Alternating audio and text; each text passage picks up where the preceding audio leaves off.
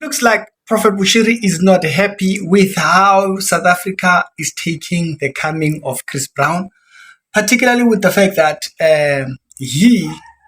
Prophet Shepherd, Papa Bush, he was at one point at the FNB stadium.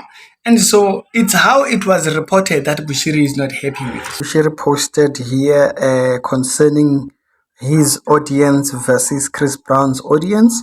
And what was he saying? He says, so Chris Brown's concert at FNB Stadium drew a crowd of about 94,000 people, and South African weirdo media is going crazy, crowning him the biggest crowd puller. And what a shame. Okay, that's very interesting. So I don't know if Bushiri is reading Hype magazine, because Hype magazine, it's a hip hop and pop culture magazine. They're the ones that have this idea like that, the most unforgettable. They're the ones that said that statement. So I don't know if he's reading Hype magazine or anything like that. But there is others as well that put it like this. IOL spoke about the article in this manner, or the event said, Chris Brown electrifies South Africa with unforgettable FNB performance. Now, I'm more than glad not to be included in electrifying and what. You're preaching the gospel. It's not what we do. We're not there to excite people or anything. We are there to preach the truth. I would not be, I would see it as an honor that I was not included there. Goes on to say, Brown unleashed a torrent of his hit songs, captivating the audience. This performance was not merely a concert. They were so celebrating his musical journey and all in that entire contest. So there is a lot more here. The response from fans and prominent figures, you will notice that they name South Africa's big performers, okay, musical performers particularly. They speak about Casper Nyovest inside there and the whole 9 yards. Now, I don't know why a minister would want to be compared with people who entertain the world. That's what stands out for him. What stands out is calling someone else a crowd puller. Hate is really an animal. They are trying to pay a blind eye on my meeting in the same stadium where we recorded it at the last highest number of 110,000 people attending a night crossover prayers for 4 consecutive times, and throne Chris Brown and dethrone the gospel. No, they're talking about you. They ain't talking about the gospel. The media doesn't know anything about the gospel. They gladly wrote about Chris Brown's fans.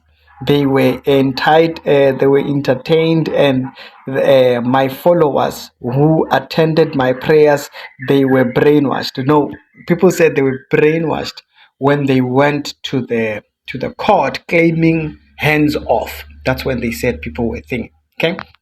Anyways, let's keep going. It says, wow, soon South Africa will make up a real a real agenda happening in their land, hating men of God and celebrating evil. So that he's not exactly being truthful if he was being true to his word concerning how South Africa spoke about him when he was still doing this event, when he was doing the FNB events. They acknowledged his contribution all the way wide. The problem here is that South Africa is talking about other people.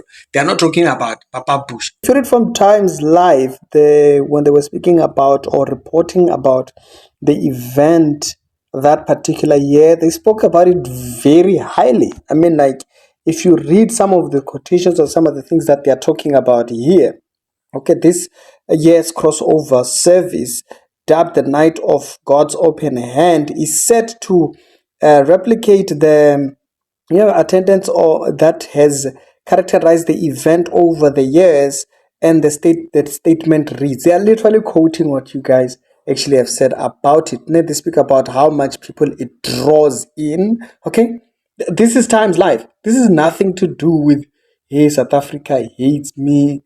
blah, blah, blah, blah, blah. It has nothing to do who traveled from overseas to the ruler right here when it actually speaks of it in this particular quotations right here, said the church. And according to the church, it goes on to actually state even more of how much tourism it brings into the region. And if you go to News 24, when they speak about the 2019 event thingy, if you go down here, they say, unlike in the 2018, whereas the crossover service was held in Tshwane Event Center, they're going to say that in 2015, 16, 17 has been successful holding this event at the FNB located in Johannesburg, Soweto. The church said that this year was that the night of thingy. So they literally replicate the same words that you said. It would how much it takes to actually host this kind of events. And they said he noted that the crossover service on by occurring in Soweto ensures that a financial in thing into the township. It speaks about this. No, there is nobody that spoke low of him when he was doing this event. Clear here. The world is speaking about the world. When they're talking about Chris Brown coming through, it's the world. They're talking about they're appreciating one of theirs. They're not the church. The media is not the church. And so they're talking about theirs. They're talking about what they were doing. And so and Chris Brown is not like some kwaito musician at the back of our this as he has a very huge catalog of music. Yes, we might not like him because we are gospel people and stuff like that, but he's a very huge catalog. I mean, like if I was still in the hip hop thing, I would have been there. There's no doubt about that. There was a huge contribution on of my high school life that we went out to that particular period when Chris Brown had actually started music. And so that's some of the people that are going there. People that are going there over nostalgia and stuff like that, and it's also the holidays, and so it contributes to that there and so, as well. And so a lot of people that are going there, there is all of those things that they are kind of in remembrance. For me, I wouldn't go there. Our messages are very clearly different and stuff like that. But I would not I would not take offense. I wouldn't take offense at the world talking about the world. They are the world. What do we expect? We cannot keep using. Okay, as I can say, keep. You guys cannot keep using the world as a standard of how people should talk about you.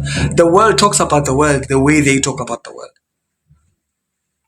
And so this particular thing here, I don't think it's something that he should have been bothered about by. They spoke highly of him. Well, they're just not speaking about you right now. Okay, they're speaking highly of him because they're the world. They're not saved. They like the kind of music. Allow them to celebrate what they like. When it comes to the gospel, let's become good at that. Let's excel at that. They can't be competing with the world. They have accepted evil. They are evil themselves. Okay, let's be very clear here. Okay, the Bible says, when the world speaks about love, it's funny because they have rejected love when he came, because the Bible tells us, for God so loved the world that he gave his only begotten son, that whosoever, okay, would receive, he would have everlasting life. That is what they rejected. So they can claim love, they can claim, but they don't have the clear picture of love because they rejected the Son of Man. And so this should tell us, you can't be debating with the world. Hi, man. Hi. Why are y'all guys like that? It's because your mind is on the wrong thing. Like when you talk about a crowd puller, why do you care about that?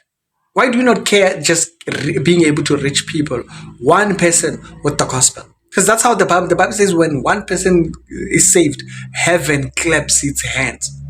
Heaven is rejoices over one person repenting. Okay, being called a crowd puller, it doesn't do nothing for the thing.